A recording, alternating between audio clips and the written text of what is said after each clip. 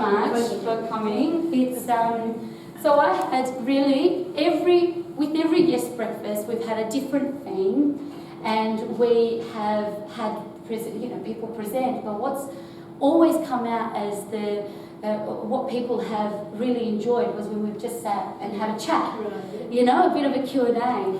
So I want to, inspirational, selfless, saint always comes up with you, which is extraordinary. So certainly in my following your journey, and I can, she's real, and I'm sitting next to her, and I've been in absolute awe, as I think I would attest for everyone in the room. Your girlfriend here, every time I've met with her, she's brought me to tears and moved me from the work that she's doing, even in her own right, and what your children are doing. It's extraordinary, and I'm just so blessed that we've connected in this way, now that we can connect together. But the other thing, after we spent that time together and had a cuppa at your house, I've also seen strong, independent, and a real go-getter, a woman on a mission. And I said to you, from a business perspective, you're very entrepreneurial.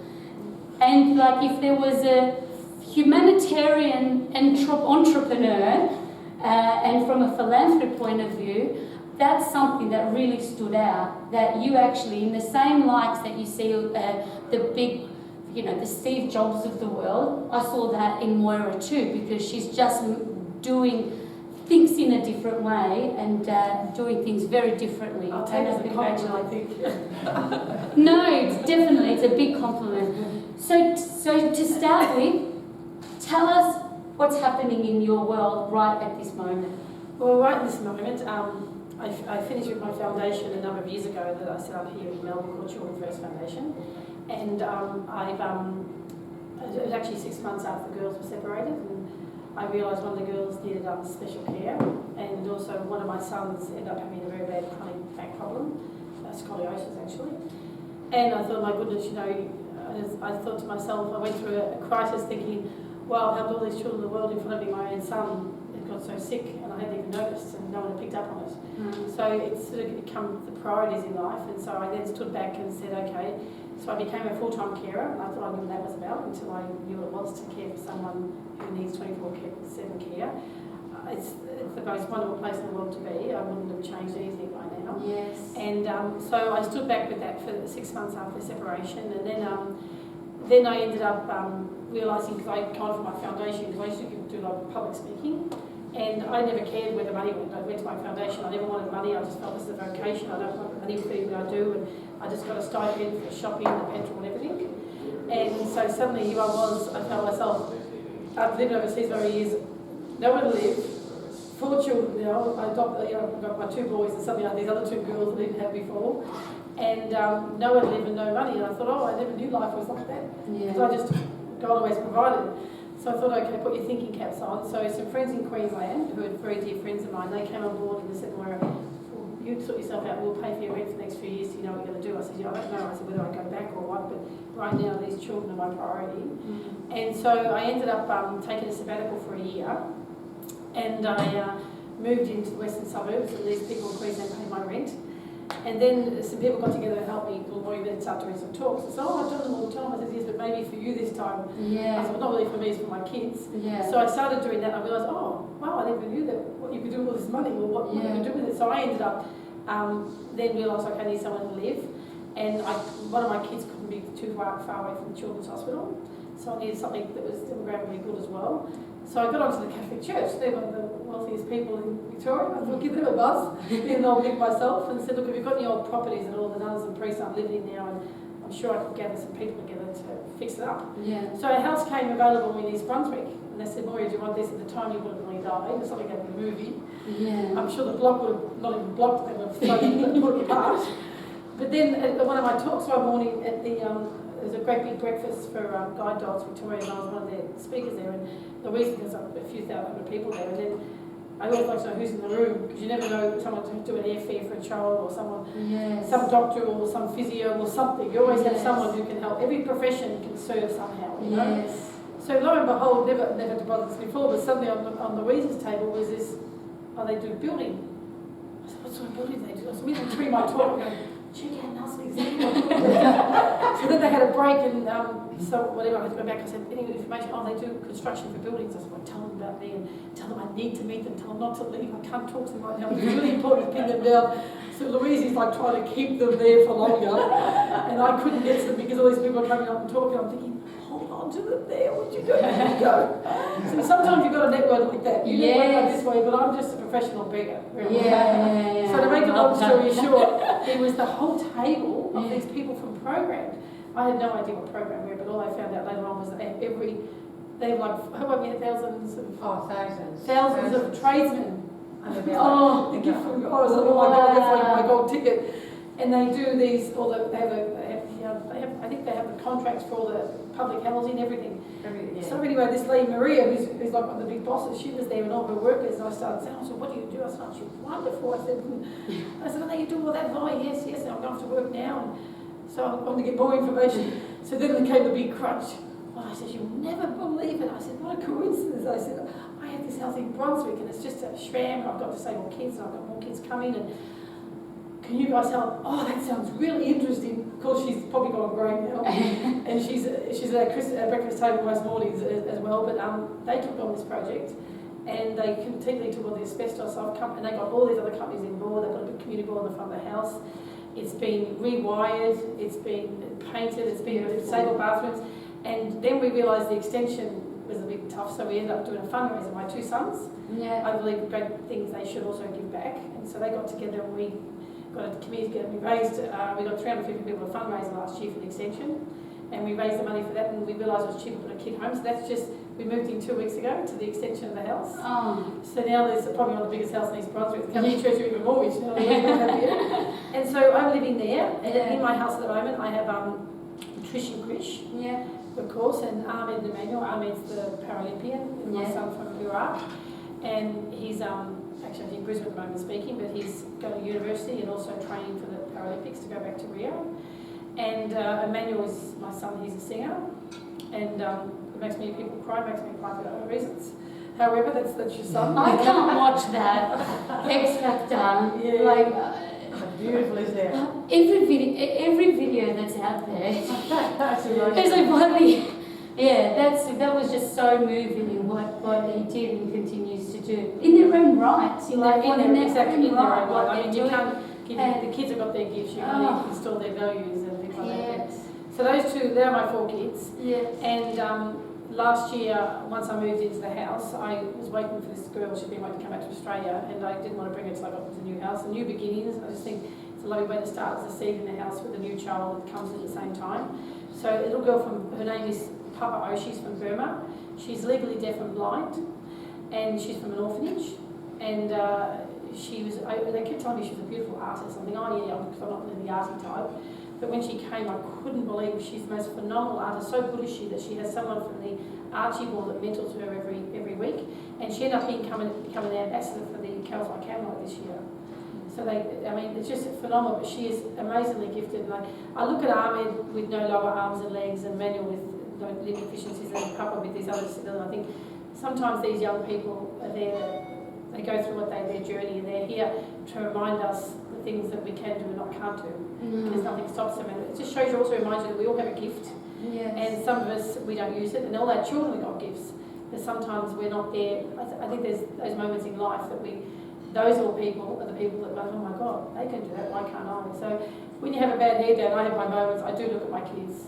For lots of other reasons as well, but also for great inspiration. I sometimes turn around and I think, now, how does Ahmed have the most beautiful handwriting with no fingers and no hands? Because sometimes you just do it. You think, what was that? Yes. So there's Ahmed, and that's Papa. And then I have another little girl called Mimosa that I've known when I lived in Albania, and she had a problem called agoraphosis, which is all her limbs were crooked and she couldn't walk. So to make a long story short, she had major surgery when she was young. She could walk. Her legs are fixed, but she could walk. Her hands are still like this. So we took her back to Albania, brought her back for a checkup, and then I asked her on one of her journeys, I said, well, how's school? Because the whole joy for her was to be able to go to school, but because she has a disability, people in some of these countries see these as people with disabilities, so we don't educate them, or number 2, they go to special school. So I thought, so one day one of the doctors said to me, he says, Moira, you know these kids have above normal intelligence. And I said, is that right? I said, yeah, Moira, I know you put kids into school, you've got lots of kids from overseas, and I've known some of your kids, but they turn out if you're going to do a kid, make sure you do this one. I thought, oh, I'm not doing more students, it's too much work, all these teenage problems. I said, I couldn't do it. And sometimes I put myself in that box, and you think, isn't it amazing that my one decision can dictate the whole life of a child? And so easy and flippantly, I could have said no, and it would have been more comfort. And so sometimes you've got to realise there's a mighty journey you can go through one of moments at life. It was like an epiphany, really. I'm thinking, God, who am I to say I can't? It was like the first time I went to Iraq to meet Ahmed Manuel. I would never go to Iraq, it's too dangerous. But amazing, a simple question that could take 30 seconds and never think about it again. If you go back there, it can make the whole difference in someone's life. So I ended up bringing her back to Australia, and Louise and I decided we'd take her on together. I said, Louise, I can't do this on my own, can you come as a co-guardian? And so we got a scholarship at a Billund college because they did her a test and they said, she's actually quite clever. I said, well, she's never been to school. I said, look, we see a pension, we'd like to take her on. I said, they asked us to raise the money for a teacher's aid. So Louise and I got together in the Albanian community and said, can you run a fundraiser? We raise money for a teacher's aid. Do you know, she went into year 8 because I said, well, she needs to go to primary school. No, the principal said, we're going to stick her in secondary school. I said, oh, no, grade 6 at least. And they said, no, I said, well, year 7, no, year 8. Oh my God, you can't do that. The girls haven't been to school more. That's why you're a mother, and that's why we're the educators. Yes. We will stick with you, right? Because I would have seen that I was more important about what she could cope with, not about her peers. Yes. And so that's when you've got to take the gratitude and the goodness of others. Yes. And have that wisdom that I don't have. And you know what? In 2 years later, she was class captain and Duxie Maths and Science. I just phenomenal. This is just because they're given a chance. I mean, I would never be Dux in anything, I'll be honest. Yeah. So I ended up getting this little one, and we moved her this year, and she lives in Brunswick now, and she's goes to school in Coburg now, which is easier for us. And this is she goes home every year, and we make sure she goes home every year for the whole summer when she's in there the winter. Yes. And so she's living there, and so that's the 6 kids at the moment. And then there's about a year and not long after I moved out of Maidstone. Actually, I was in Maidstone. I brought the mum out. We found the mother during the time of the girls after they separated. She got through us through some magazine and she saw some of the news. And so she came out every year for a visit. And when she came out the year before last, I said, lovely. Her name is Lovely. I said, her name is Lovely. Her name is Lovely. Yes. And I said, Lovely, you girls are going to start school. I said, this is the most important part of anyone's life. I said, okay, you've lost those years, but this is yours. I said, you know, you really need to stay here. I said, look, live with me with the girls and be part of this. I said, because they're going to be searching you one day. I said, we found you, why are we going back and whatever. And so then she had a big thing about it. It was really hard because she's a very close-knit family back in Bangladesh and her husband that she loves and a family, whatever. So she ended up, also found that she was pregnant. You've got to realise this is not just a ordinary pregnancy. This is a woman that gave up after 7 years, hadn't seen her children when they were 3 months old. Krishna's mum. Yeah. And she went back to, the children were given up, she wasn't able to stay in the orphanage with them. And she thought she'd never see them again. And suddenly she tried for 7 years having a baby. When she came back for check-up here, I got her checked up to make sure everything was okay, that she could have children. And here she was, she's a month into Australia, and she realised that she was pregnant. Because I thought, oh my God, because all I got there was lack of the insurance. So I was like, oh my God, how did that happen? I was like, Moira, I'm married. I said, no, I don't mean that. And I go, oh my God, now who can I beg, borrow, and steal on this one? I said, you know, so I rang up the Mercy Hospital and in Heidelberg. I actually went ahead at Mercy's order in Australia. And I left with Mercy's name, and then she says, well, Moira, how are you and what is it? Yeah. You only called me for one thing. And I said, well, what could we possibly want? I said, well, I've got some wonderful lawyer. You don't have to put the sugar top, come straight to the point. Yeah. It is a very special journey. And Helena says, I've got the mother of the twins, she's living with me. I said, she's found she's pregnant. I said, yes, but she's got no insurance. I said, oh, so what do you like? I said, well, I just like, if Mercy would come on and do everything. I said, what a lovely journey. I said, I mean, really, it's a miracle baby. Yeah. And we found it should be a high-risk pregnancy because of her history with the twins and how they would have given birth. And so they took her on, but of course it must have cost a fortune because she got everything wrong with her that could have possibly happened. Gestational diabetes, everything. And so she eventually stayed in Australia then with the twin. It was too dangerous for her to go back, and she may not have had a viable pregnancy had she gone home to Bangladesh. So even that wonderful. And now she's living with you, with the baby. How old's the baby? Well, they had the baby, and I named the baby. His name is called Matthew. So we had another baby in the house, unexpectedly and lovely. And then we bought her husband out, and he hadn't seen the girls since they were 3 months years of age. It was so hard getting his visa. the government to pull a few strings, and they finally allowed me to bring him in for 6 months until we could sort something else out. At least he could be here for the birth of Matthew, to meet his daughters for the first time after 3 months of age, and they were now 7. And then, of course, Trishy had a lot of big medical problems last year, so he was able to be here for one of those surgeries. So even to share that big operation with them just a year and a half ago was a lovely journey. I think, wow, you know, this is 3 people here, we love these children. So with Lovely, they call her Ma, and they call me Mummy, and they call him Bubba. And so there's, so that's at the moment. And we have a little Yahya, little boy, you probably seen the news with no face. He's one of the kids at home at the moment. He had the boy who probably saw on Channel 7 last year. He had his big surgery on Tuesday. So he's now got a new face, so I can't go too much into that because it hasn't come out of the media and I'll be in big trouble. Yeah. So he's in between my house and St Kilda with my girlfriend there. So, and I've got a little girl coming out, I'm hoping the next 2 months, a little girl from Pakistan with a condition called elephantitis.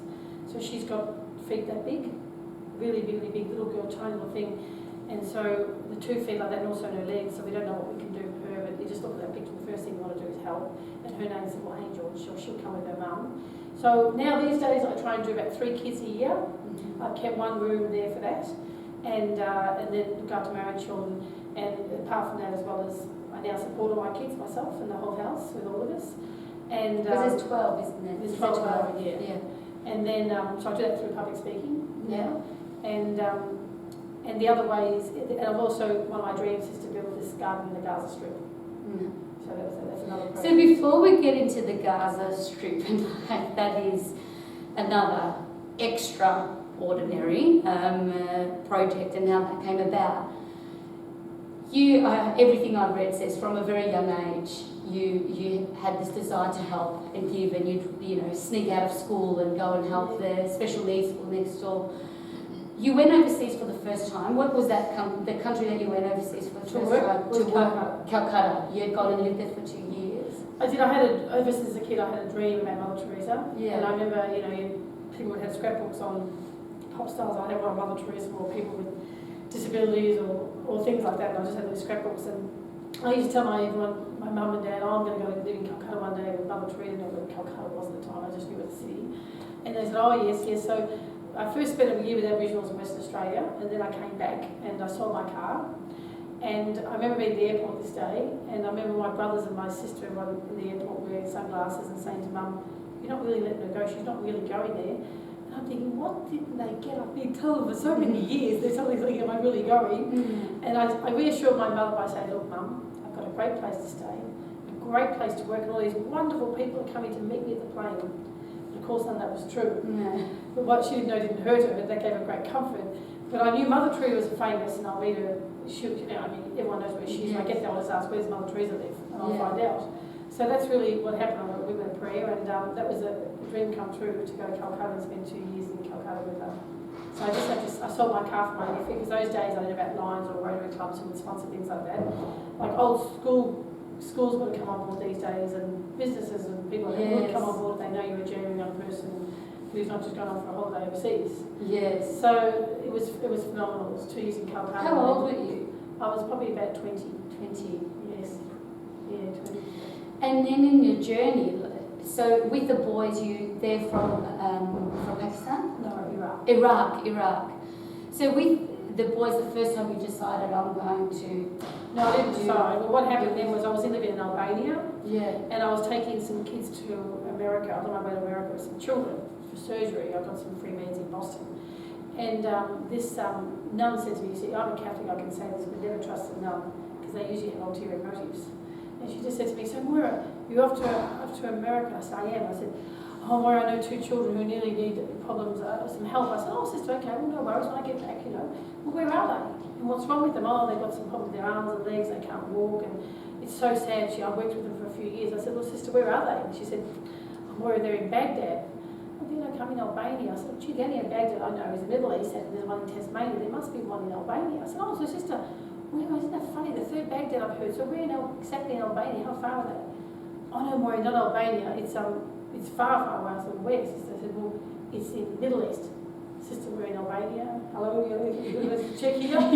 Oh, this thing, and she's smiling. Yes, but that you can just get there. I said, sister, first of all, my mother would have you for garters, and secondly, apart from that, this is a completely different country. I said, I wouldn't even know how to start. So you know, sometimes there's a seed that's always dropped in life. And here was I then on a plane, kids are asleep or watching TV, and suddenly I'm thinking, my God, you know, who are those two kids? And why did she say that?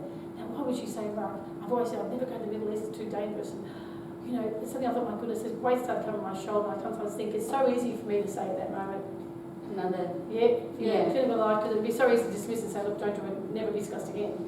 But you sit there thinking, wow, you know, who am I to dictate the life of someone else? There's a pathway there that will change.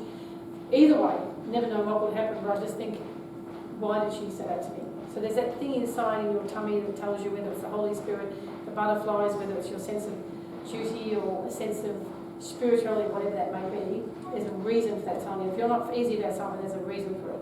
So I went back up and, oh, Jesus, Mary and Joseph, this was really not how it was meant to be. So anyway, I said, sister, give me a contact. Who are they? I rang up Jordan. To make a long story short, when I was in Ireland, I had some bunch of kids, I had to go to surgery there.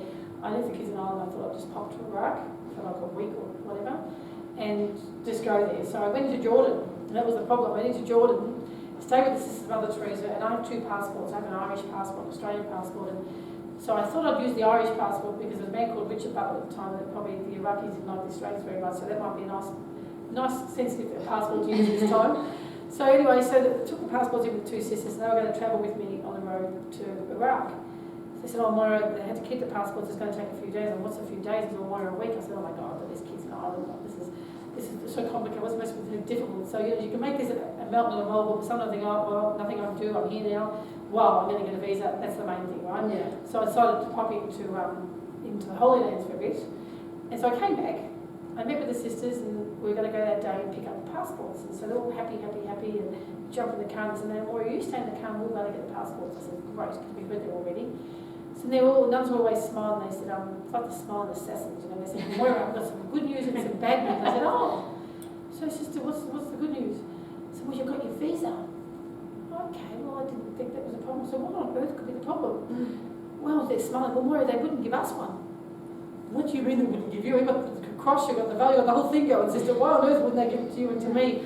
Yes, but if you want to wait, we can try again. And she's smiling. And we will pray for this. No, sister, we're not going to pray for it right now. We're going to go in there and we're going to ask them, tell them you're a sister of Mother Teresa, you know, name drop, and just get the old visa. Sister, we need to go to Iraq. I've got to go back to Ireland. Oh no, sister, I left my passport, so it will take another week, but we can pray about this. No, we're not praying about this. So anyway, and then she says, oh, I said, I have to get back. I said, I got another ticket. I've got no money to get back to. I've got to go now. I said, it has to happen. And then suddenly she said, well, what are you going to do? Something was not my problem. What am I going to do? What became my problem? This car all of a sudden. Moira, you seem very anxious. Sister, you've got no visa. I have, and I've got to go back. I've got kids from Albania stuck in Ireland, and I'm in another country. It's a bit of a problem. So then I said, well, Moira, why don't you just go, and we will pray for you. You'll pray for me. Why don't you just go pray for your passports? So you want to get really angry and shaky. You can't always be happy about these moments, you know. It's God's moment, I'm thinking. But anyway, you want to go there. So I ended up getting a taxi that night and travelled to Iraq on my own through the desert. And the checkpoint was a long story. And eventually arrived at this orphanage very late. 12 hours. Yeah, 12 hour taxi we left at drive 3 in the morning. So Straight taxi drive. Yeah. And at the front door of this orphanage was like just on dusk. These two little boys, they'd been sitting there for 2 weeks, opened the door and started singing, Auntie, Auntie, Auntie. I went, wow, you're the two boys I heard about so much a long time ago in Albania. And I just, at that moment, it was like, wow, that you were meant to be there. And so I spent a week there with them and saw some other children and took some x-rays and whatever. And I remember Ahmed one day saying to me, so Auntie, he says, you're going to bring us to Australia? And I never like to make false promises to anyone because I've been a recipient many times myself in this field of work. And I said, look, I don't know. I have to ask the doctors because only a doctor can make a decision whether we can help you. I said, but look, in my tummy, I've got butterflies, and that's a really good start. Usually it's a good thing for me, but I don't want to tell you everything. But whatever happens, you're going to see me again. Auntie, you'll come back. I said, well. And then he said, I remember before I left, he said to me, Auntie, can I say one thing to you? I says, yeah. If you think it's too much work and the doctor says too much to bring the two of us now, why don't you take a manual and then come back and get me next time? Well, that was it. It was like that's all I had to hear. There was no way in the world I was going to do that. And I just, that stayed with me for 2 years trying to get them out. It took me 2 years to get them out. And so after finally, which is a really long story how that happened, it involved Interpol from New York bringing up and cancelling their visas and all this sort of stuff. And after 2 years, I finally got them from Iraq into Jordan. I said, just leave them in Jordan, don't let them go anywhere until I get over there. So I had to go pick them up and bring them here. So Ahmed Manuel just came for 2 little boys that were going to come to Australia with me for surgery and hopefully get some amputations done and some new prosthetics. And you know, so they probably came at a great time in my life, and I need them as much as they needed me because they had no one and I had no one. And here I was coming back to Australia to set this farm up, and I was a bit of an itchy feet. I was always on the run. All my kids usually go home, so they came at a good time because they had to base me somewhere and they had a reason to stay. So I suddenly became a mum, and they became my sons. It wasn't until I eventually got ministerial intervention when I realised when their surgery was all done, I put them through school. I knew they were going back to Iraq. And there's a very visual moment in Iraq that I always remember, was when I was there, and see, Army was probably 8 or 9 then. When I was in Iraq, I went to visit this great big government place for children in care. And so a lot of the sisters' kids from the orphanages, they go to this place when they turn 10, boys and that sort of stuff. But I'll just never forget, the place was clean, the kids looked so happy. There were about over 1,000 something kids there, and young adults and men and women. And there were buildings everywhere, and so some of the sisters could afford to go in there to visit some of their old kids who were growing up. But I remember there was this great big room, it was a great big warehouse, think of like the shelters in New York, you know, and there was just beds everywhere. It was all clean and whatever, and all the kids were outside, and they just showed me in, but in the distance I could see there was some people gathered around one bed, and I just asked them, oh, what's going on over there? Oh, we have a sick child there, Moira, nothing for you, we can keep going. I said, would you mind if I just go down? And they said, oh, well, you don't need to. I said, look, you know, I'd like to go down if you don't mind. It's not intrusion, I'd like to see. So if I can do something, or just to go down there. So I went down there, and it was one of those moments in life you never forget, because it was the reason the jail that realised the boys needed to stay here. He was this little child on a drip. He was very, very sick, and there's probably nothing they could have done. But I couldn't see the child's face for the flies. And it's an image that will stay with me since the day I die. And I kept thinking of Australia. Emmanuel will go back to the sisters' orphanage, but I knew that Army was going there. And there was something in life that told me, you know, Moira, I had to see that for a reason. And Army had no reason. He wouldn't have known that he was going somewhere else when he went back, because he would have been at age. He couldn't have gone back to his sister's house. Yes. And he would have gone and lived with these. And they're beautiful, looked after, everything was clean. But I just remember that image, and I'm thinking, there's something more for Ahmed. I can't help all those kids right now, but for some reason those 2 children in my life. And so that was the drive that kept me going, thinking, no, whatever it is, I have to keep him here. Wow. Yeah. How many children, through the foundation and now through your own work, how many children have you helped have brought over and treated and then gone back? Well, probably before the foundation, I'd probably done 150 to 200 kids. Before the foundation? Yeah, before the foundation. And when I had my foundation, there's probably 100 and something came in from there. And now I'm starting again just on a smaller scale, because I need to be a mum, and sometimes we have to prioritise our life, what's important. And whatever we do, you realise family. If your family are happy, you're happy. And then you can pursue your other joys in life. But so if I can do big cases like having the nursing skill and having gone through the twins and some other very big sick kids, I'd like to take on some big cases that maybe in the hard basket or require lots of caring post and pre-surgery. And so that's why the little Pakistan girl, I'd like to take her on. So that's something that's really important to me. So just on a small scale, I'd like to do that. And they're reaching out to you now, like say with Baby Angel, they found you. Yeah, people get me through the internet, or yeah. people write to me in Australia who've gone home for a holiday and seen a child. Yeah, Or people have gone on holiday in some country and saw this kid, and they just took a photo and got someone's contact and said, look, I don't think anything, I just saw this child. And that to me is one of those wonderful moments in life, realising rather than walk away and give them a couple of dollars or give them a banana, they know, oh, there may be something I can do if I can't, I'll try at least. So I love it when someone who thinks they're a nobody can do something, because everyone can do something. Yes. And it's an act of humanity, but it's also what makes us human. You don't have to be Moira Kelly do that, I said. So people like that inspire me when they just go a little bit further.